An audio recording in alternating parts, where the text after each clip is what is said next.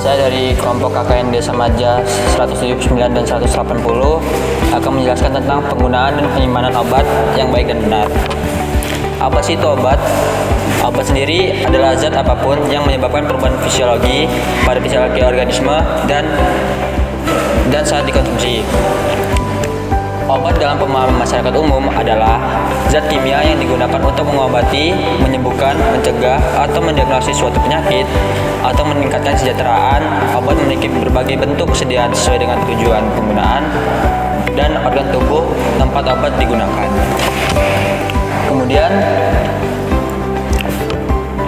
obat dapat digolongkan berdasarkan dua bentuk, yaitu bentuk sediaan obat, di mana obat memiliki berbagai bentuk sediaan sesuai dengan tujuan penggunaan dan organ tubuh tempat obat digunakan. Berdasarkan bentuk sediaannya, obat dapat digolongkan menjadi 4 macam. Yang pertama, bentuk padat. Bentuk padat itu obat berbentuk padat yang seperti contohnya itu ada tablet, kapsul, dan pil. Kemudian bentuk setengah padat. Bentuk setengah padat itu dia obatnya biasanya digunakan untuk di luar tubuh seperti salep, krim, dan gel. Bentuk cair seperti minuman, yaitu contohnya seperti sirup, suspensi, eliksir, dan obat tetes. Kemudian bentuk gas. Bentuk gas itu sediaannya itu contohnya inhalasi dan aerosol. Berdasarkan cara penggunaannya atau saluran atau organ tubuh tempat dilaluinya obat dapat digolongkan menjadi 2 macam, yaitu obat dalam, di mana obat yang digunakan melalui oral atau mulut seperti tablet, kapsul, dan sirup. Kemudian ada obat luar, di mana obat yang menggunakannya diaplikasikan pada bagian luar tubuh seperti salep, krim wajah, obat tetes mata, dan obat tetes telinga.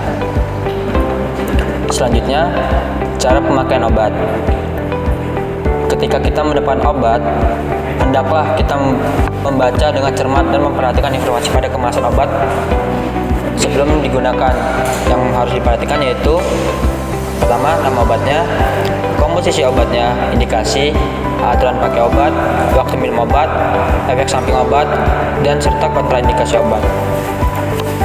Di mana nama obat biasa terletak di depan, komposisi obat biasa terletak pada brosur obat, indikasi obatnya ada di bagian brosur juga, aturan pakai merupakan cara penggunaan obat yang baik. Terus waktu minum obat itu rentan waktu dalam sehari.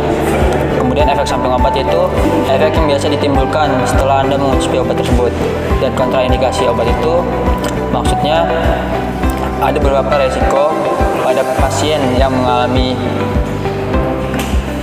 penyakit tertentu ketika mengonsumsi obat ini akan menambah efek lainnya.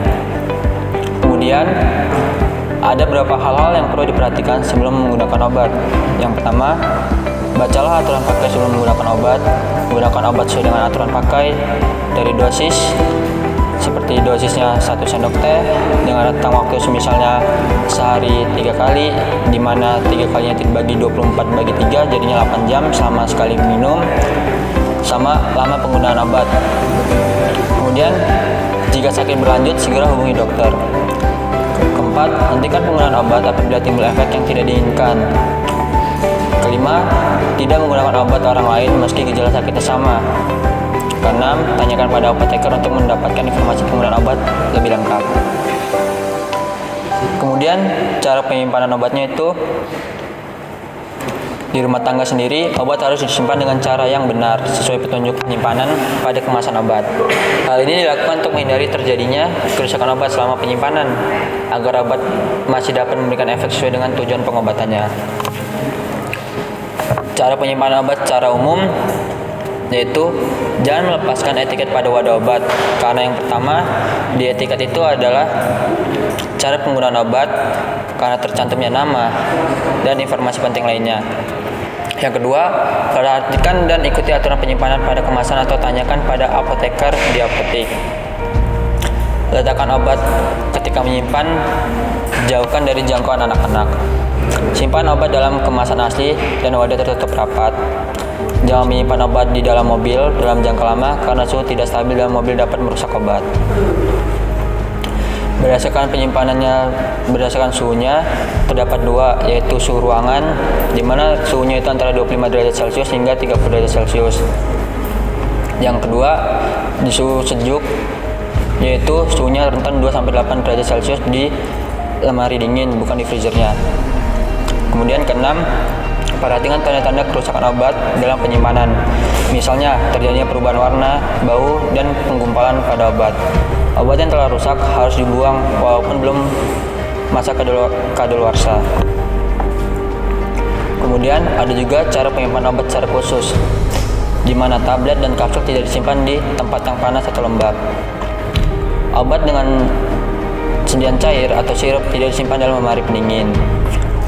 Kemudian obat yang telah rusak harus dibuang walaupun belum kadaluarsa. Sekian, saya ucapkan terima kasih.